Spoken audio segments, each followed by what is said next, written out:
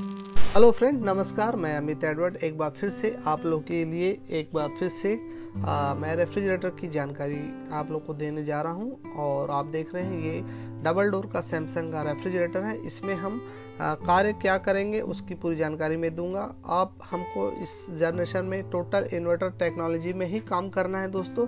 तो जिस प्रकार से मैं दिखा रहा हूँ, ये एप्लीकेशन R600 में ही हम रेफ्रिजरेटर में अब काम करेंगे दोस्तों।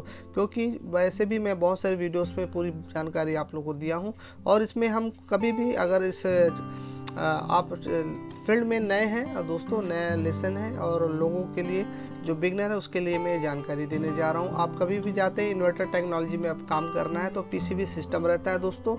और कभी भी जाएंगे तो हम पीसीबी को कैसे चेक करेंगे इसके बारे में मैं छोटी सी जानकारी दूंगा। और ये वीडियो लंबी है दोस्तों, इसको लास्ट तक वॉच करेंगे तो आपको बहुत सी चीज़ सीखने को मिलेगा।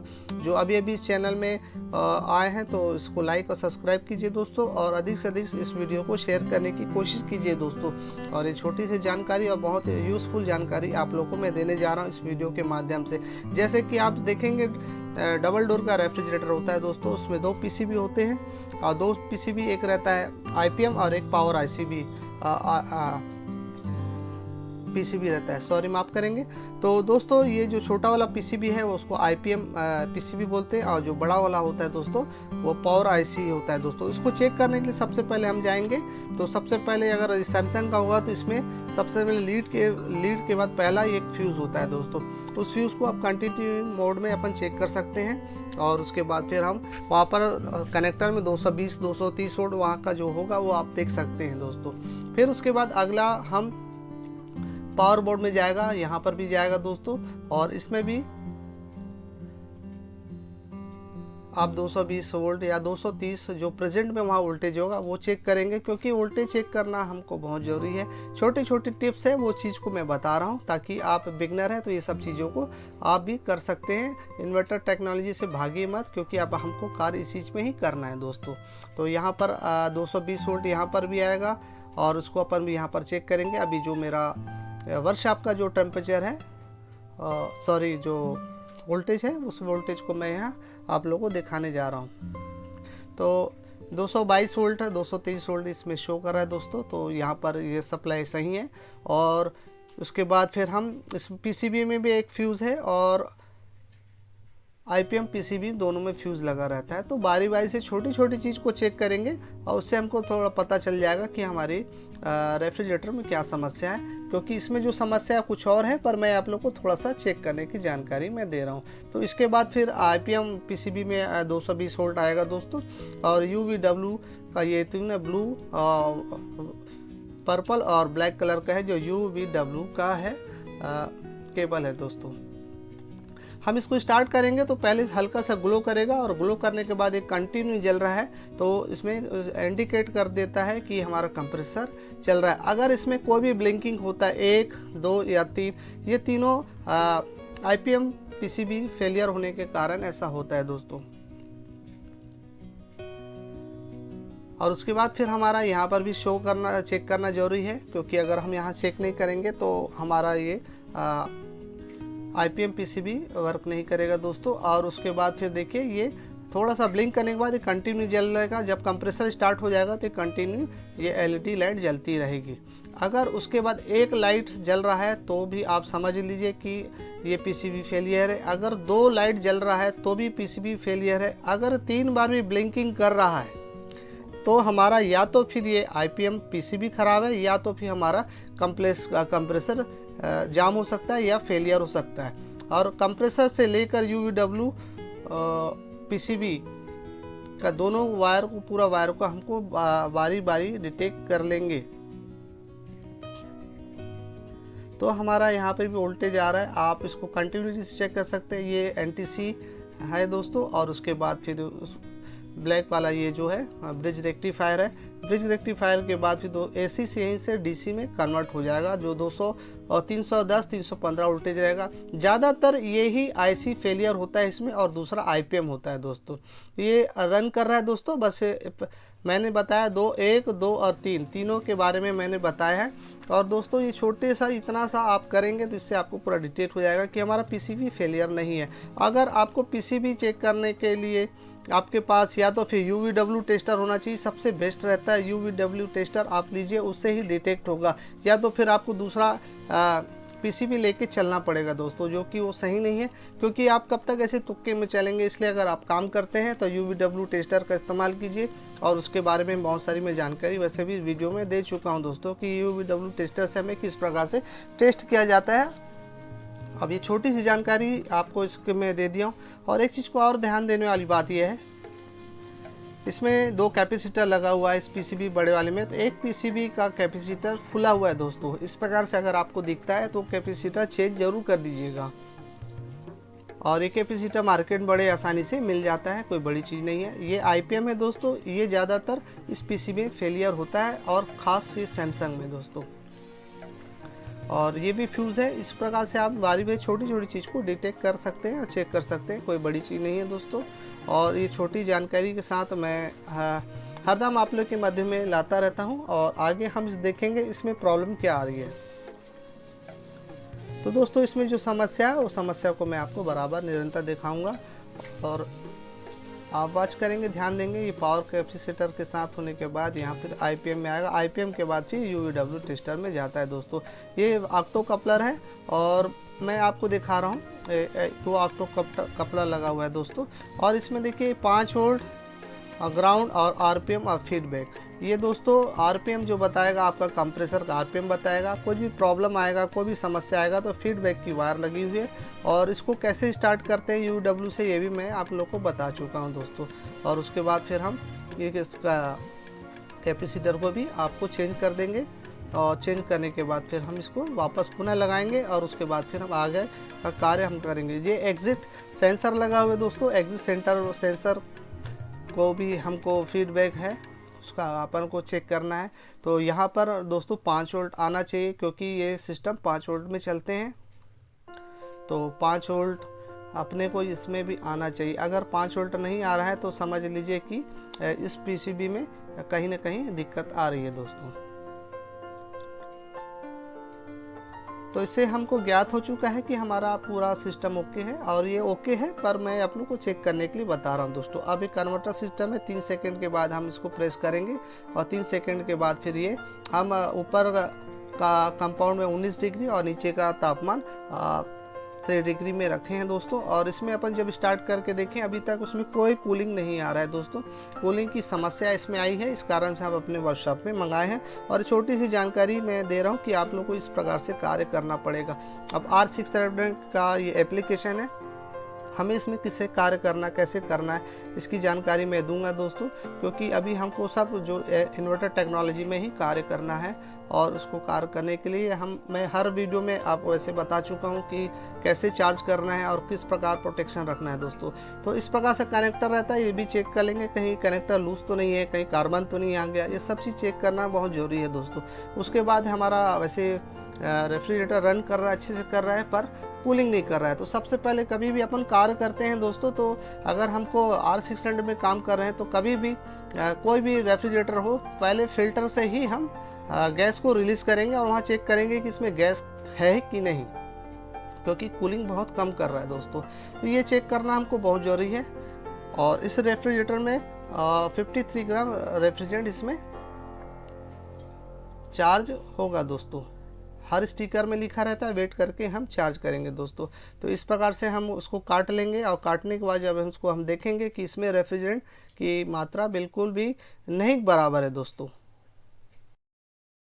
इसमें नहीं बराबर रेफ्रिजरेंट निकला है दोस्तों। तो सबसे पहले इसको निकालने के बाद फिर हम उसके बाद फिर हम यहाँ जो चार्ज करते हैं रेफ्रिजरेंट को, वहाँ से भी काटेंगे। और इसमें ध्यान देने वाली बात यह है कि आप टॉर्च का इस्तेमाल बिल्कुल नहीं करिए R600 में, क्योंकि ज्वलनशील है। बारी बारी से आप इसको ट्यूब कटर से काटिए, और इसको भी कैपिलरी कटर आता है दोस्तों, उससे काट के अपन इसको अलग कर लेंगे। और उसको अलग करने के बाद क्योंकि हम स्टेप बाय स्टेप इसमें कार्य करेंगे, तो इसमें रेफ्रिजरेंट बहुत कम था दोस्तों, तो हमें इससे ज्ञात हो गया कि इसमें कहीं ना कहीं लीकेज की समस्या है। अब लीकेज को हम फाइंड आउट करेंगे, उससे पहले हम कंप्रेसर को चेक करेंगे। कंप्रेसर चेक करने के लिए 4 PSI का इस्तेमाल कीजिए। Inverter technology 4 PSI nitrogen gas डाल के हम इसमें स्टार्ट किए हैं दोस्तों, तो इससे सही फीडबैक अपने को कंप्रेसर का मिल जाता है। और इसकी पूरी जानकारी मैं बहुत से वीडियो में दिया हूं और डिस्क्रिप्शन में डाल दूंगा कि हमें कंप्रेसर किस प्रकार से चेक करना है दोस्तों। और इसको डालने के बाद 110 और 120 PSI के बीच में ये मध्य में खड़ा हो जाएगा, क्योंकि ये वेरिएबल होता है और ये कंप्रेसर इन्वर्टर टेक्नोलॉजी का है दोस्तों। और ये BLDC कंप्रेसर है दोस्तों। और इस कंप्रेसर का देखिए, हम जब 4 PSI जब इसमें हम डाले हैं तो 110 120 PSI के बीच में ये मध्य में खड़ा हो गया, और हमें ये डिटेक्ट हो चुका है कि हमारा ये कंप्रेसर सही है। अब हम इसको जब बाहर किए तो दोस्तों यहाँ पर थोड़ी सी हमको कुछ नज़र आ रहा है, क्योंकि लीकेज होने से ऑयल की मात्रा वहाँ पर आ जाती है, ऑयल थोड़ा सा दिखने लगता है दोस्तों। तो वो हमको ज्ञात तो हो गया कि हमारा ज़्यादातर समस्या यहीं पर ही होता है, क्योंकि ये वाष्पितकरण के लिए लगाया जाता है। कंडेंसर कॉइल ये टब में लगा रहता है, तो यहाँ पर हमको छूने से पता चल रहा है कि ऑयल की मात्रा दिख रही है। तो हमें डिटेक्ट करने के लिए सिर्फ ड्राई नाइट्रोजन गैस का इस्तेमाल करेंगे, कंफर्म करेंगे कि हमारा लीकेज यहाँ से ही है कि नहीं। तो जब हमने इसमें ड्राई नाइट्रोजन का 70 PSI का हम जब इसमें प्रेशर डाले दोस्तों, तो प्रेशर डालने के बाद हमें याद हो गया है कि उसको दिखा रहा हूँ मैं आप लोगों को कि यहाँ पर ही लीकेज है दोस्तों। तो ये हमको पता चल चुका है, क्योंकि बिगनर लोग को ये समझ में नहीं आएगा, इसलिए आप ये चेक करिए। और कंप्रेसर से एयर डाल के कोशिश मत कीजिएगा, ज़्यादा से ज़्यादा मैं चाहता हूँ कि इस प्रकार से गलत तरीके से काम करने की कोशिश मत कीजिए, क्योंकि उससे मॉइस्चर अंदर जाएगा और बाद में बार बार वो चोक होगा दोस्तों। तो इस प्रकार से हमको ये ज्ञात हो गया, और इसको हम यहाँ से काट लिए और काटने के बाद उसको अलग कर दिया। अब हम नया लगाएंगे, उसको रिपेयर नहीं करेंगे। उसके बाद बारी बारी से हम इसको अच्छे से फ्लैशिंग कर लेंगे। इसको फ्लैशिंग सिर्फ ड्राई नाइट्रोजन गैस से ही करेंगे। अगर आपके पास नहीं है तो ड्राई नाइट्रोजन गैस नहीं है तो दोस्तों किसी केमिकल का और एयर का इस्तेमाल बिल्कुल मत कीजिए दोस्तों। और इस कैपेसिटर को मैंने चेंज कर दिया है, और इसको चेंज करने के बाद फिर ये जो छोटी सी जानकारी है मैं आगे आप लोगों को दिखाता हूँ। अब हम इसको कैपिलरी से थोड़ा हम डाल के देखें कि हमारा एवापोरेटर कॉइल में जो कूलिंग कॉइल है उसमें कितनी मात्रा में ऑयल की मात्रा चढ़ी हुई है, हम जरूर देखेंगे दोस्तों। तो जिस प्रकार देख रहे हैं ऑयल बहुत चढ़ा हुआ है, और कैपिलरी से बिल्कुल भी चाहे नाइट्रोजन करें कुछ भी करें साफ़ नहीं होगा। तो इसको आप कैसे करेंगे ये मैं आपको बता रहा हूँ। अब ये जो बताने जा रहा हूँ वो मैं और मुख्य चीज़ें जो कि यहीं पे काफ़ी क्रिटिकल होता है बिगनर लोग के लिए खासकर, क्योंकि दोस्तों यहाँ पर जलने की संभावना ज़्यादा होती है, क्योंकि ये पूरा PVC है, शीट लगा हुआ होता है और यहाँ हमको कार्य करना है। अगर वर्कशॉप में अगर आपका हाथ अगर साफ़ है तो आप गैस वेल्डिंग से करेंगे तो कोई समस्या नहीं होती। पर हम ज़्यादातर लोग बुटेन गैस का जो इस्तेमाल करते हैं, टॉर्च के द्वारा जो काम करते हैं, इस कारण से हमको यहाँ समस्या होने वाली है। इसको हम कैपिलरी कटर से या एक्सा ब्लेड से काट लेंगे, क्योंकि ट्यूब कटर से यहाँ पर कटेगा नहीं, क्योंकि इसमें कैपिलरी बहुत छोटी होती है। देखिए बहुत मात्रा में इसके अंदर हम ड्राई नाइट्रोजन गैस से ही फ्लैशिंग कर रहे हैं। देखिए बहुत मात्रा में इसमें ऑयल चढ़ा हुआ है दोस्तों। तो अब इसको अपन क्या करेंगे, या तो अपन इसको बाहर करेंगे या तो फिर अपन इसी प्रकार से फ्लैशिंग करेंगे। वो आपके ऊपर है दोस्तों, आप कैसा कार्य करना चाहते हैं। अगर ऐसा कार्य करना है तो आपको सबसे पहले पूरा कपड़ा चारों साइड से लगाएंगे, कहीं भी कपड़ा छूटना ना पाए, और उसको पूरा गीला कर देंगे दोस्तों। और धीरे आंच में टेम्परेचर में अपन इसको गरम करके लगाएंगे दोस्तों। और दूसरा ऑप्शन मैं आपको बता रहा हूँ, अगर आपको समझ में नहीं आ रहा, अगर आपका प्रैक्टिस अच्छा है तो, क्योंकि ये कैपिलरी ट्यूब काफ़ी छोटी होती है दोस्तों, इस कैपिलरी को अगर हमको नया डालना है तो अपन को डालने की आवश्यकता नहीं है, क्योंकि कैपिलरी फेलियर नहीं है। और देखिए ये जो कनेक्टर है ज़्यादातर ये फेलियर होने के चांसेस रहते हैं दोस्तों, क्योंकि गर्म होके यहीं पर इसे मेल्ट हो जाता है और बाद में फिर समस्या आएगी। तो आपको इस चीज़ को सावधानी से कार्य करना है, और चारों साइड पूरा कपड़ा लगा लेंगे और नीचे भी पूरा गीला कपड़ा लगा लेंगे, क्योंकि जब हम ब्रेजिंग करते हैं तो उसका कोई भी सामान या ब्रेजिंग मेल्ट होके गिरेगा तो ब्रेजिंग रॉड पे ये जल जाएगा, छेद हो जाएगा दोस्तों। और ये नीचे का कंपाउंड है, यहाँ से इसको एयर नीचे जाता है दोस्तों। और दोस्तों यहाँ पर भी थर्माकोल लगा हुआ है, सब पूरा बहुत नाजुक जगह है, ये क्रिटिकल है और यहीं पर ही काम करने की हमको सावधानी बरतनी चाहिए।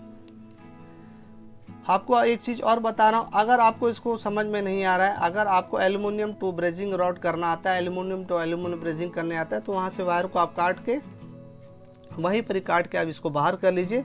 और क्योंकि यहाँ फैन मीटर मोटर रहता है, इसको बाहर करने के बाद उसमें एक 1/4 का आप कॉपर ट्यूब लगा के जोड़ के आप ब्रेजिंग कर देंगे दोस्तों, क्योंकि कैपिलरी छोटी होती है और बड़े आसानी से भी कार्य हो जाता है। ये सब चीज़ मैं अपने वीडियो के माध्यम से आप लोग के मध्य में हरदम नई नई जानकारी देता रहता हूँ दोस्तों। तो आपका हाथ साफ रहेगा तो इस सब कार्य को कर सकते हैं, अन्यथा आप नहीं कर पाएंगे दोस्तों। तो ये 2-3 तरीके हैं, देखिए हल्का फुल्का ऐसा नहीं करेंगे तो ये भी जल जाएगा दोस्तों। तो ये मैं दिखाने की कोशिश इसलिए कर रहा हूँ, बताने को, क्योंकि यहीं पर ही हमको जो कार्य करना है और किस प्रकार से करना है, लगे लगे अपन काम कर सकते हैं। अगर गैस वेल्डिंग होगा तो इसको अपन वो रिमूव कर सकते हैं, क्योंकि ऊपर का भी रोफ भी जलने की संभावना है। चारों साइड सबसे ज़्यादा समस्या हमको आती है तो कनेक्टर में होता है, गर्म जब होता है, क्योंकि यहाँ पर काम जब करते हैं तो 2 लोग का काम होता है दोस्तों। या अपन शीट लगा रहे हैं, आयरन शीट लगा रहे हैं या कुछ भी मेटल लगा रहे हैं, तो गर्म होकर पिघलने लगता है दोस्तों, और उससे समस्या हो जाती है। तो अगर हम इस प्रकार से कार्य नहीं करेंगे तो ये बिल्कुल भी सक्सेस नहीं होगा, क्योंकि R600 रेफ्रिजरेंट में काम कर रहे हैं। तो दोस्तों इसका बॉइलिंग पॉइंट भी -11.7 होता है दोस्तों, इस चीज़ को ध्यान देंगे। और इसको अपन बाहर रिमूव करके करेंगे तो और अच्छे से साफ़ हो जाएगा, पर वो गैस वेल्डिंग्स होगा, क्योंकि इसकी नज़दीकी बहुत कम होता है, बहुत छोटा है, और इस कारण से समस्या आती है दोस्तों। बस इस चीज़ को मैं दिखाना चाह रहा था। अब इसको हम काट लिए और काटने का 316 का पाइप को हम हूबहू खुद बना लिए हैं, और उसको हमारे पास इसका इंसुलेशन नहीं है तो हम इसमें स्प्रे से पेंट कर देंगे। और पेंट करने के बाद कम से कम कुछ साल तक चलेगा दोस्तों। और कॉपर ट्यूब आपका अच्छे कंपनी का होगा तो और अच्छे से चलेगा। उसके बाद फिर हम इस रेफ्रिजरेंट को दोस्तों वेट बाय वेट करके, अब वेपर में मैं हरदम लिक्विड में दिखाया हूँ, पर मैं आपको वेपर में भी चार्ज करके दिखा रहा हूँ दोस्तों। और वेपर करके हम इसको चार्ज कर रहे हैं। लिक्विड में भी कर सकते हैं, अगर लिक्विड में करते हैं तो कैपिलरी ट्यूब का इस्तेमाल कीजिए, क्योंकि 53 ग्राम से रेफ्रिजरेंट इसमें चार्ज होंगे, ये चीज़ को ध्यान देंगे। अगर वेपर में अगर चार्ज करते हैं तो भी आप चार्ज कर सकते हैं, ऐसी कोई बड़ी बात नहीं है। और इसको चार्ज करने के बाद फिर दोस्तों आगे मैं आपको सारी प्रक्रिया तो मैं हर वीडियोस में बताता रहता हूँ। ये छोटी सी जानकारी थी, क्योंकि अभी हम सीजन स्टार्ट हो गया दोस्तों, और हमें अब टोटल हमको R600 एप्लीकेशन में और इन्वर्टर टेक्नोलॉजी में काम करना है। तो छोटी सी जानकारी मैं आप लोगों को दिया हूँ, क्योंकि ऐसा आप लोगों के पास भी आएगा तो आप इस प्रकार से कार्य कर सकते हैं। R600 आइसोब्यूटेन रेफ्रिजरेंट है, ये प्राकृतिक गैस है दोस्तों, और ये एकल रेफ्रिजरेंट है दोस्तों। और इसका बॉइलिंग पॉइंट -0.7 है दोस्तों। और इसमें अपन जब कार्य करते हैं तो बहुत हमें सावधानी की आवश्यकता है, क्योंकि ये बहुत अत्यधिक ज्वलनशील है दोस्तों। और इससे आगे अगर थोड़ी भी गलती होगी तो ज़बरदस्त इसमें आग लग जाता है दोस्तों। अभी ऊपर कंपाउंड का जो है +23.8 डिग्री है दोस्तों। और अब कुछ समय के बाद फिर जो टेम्परेचर आपको मैं दिखा रहा हूँ, ये आधा से 45 मिनट के अंदर में -20 आ चुका है। अगर आपकी प्रैक्टिस अच्छी होगी तो इस प्रकार से टेम्परेचर ये बराबर गिरेगा। हमारा रेफ्रिजरेटर में जो समस्या था उस समस्या का हमने समाधान कर दिया। अब मैं चाहता हूँ इस वीडियो को अधिक से शेयर कीजिए, लाइक कीजिए, सब्सक्राइब कीजिए दोस्तों, ताकि आप लोग के बीच में फिर से मैं और अच्छी वीडियो के साथ एक बार फिर से मैं बहुत जल्द आप लोगों के बीच में लाने की कोशिश कर रहा हूँ। Thank you for watching this video.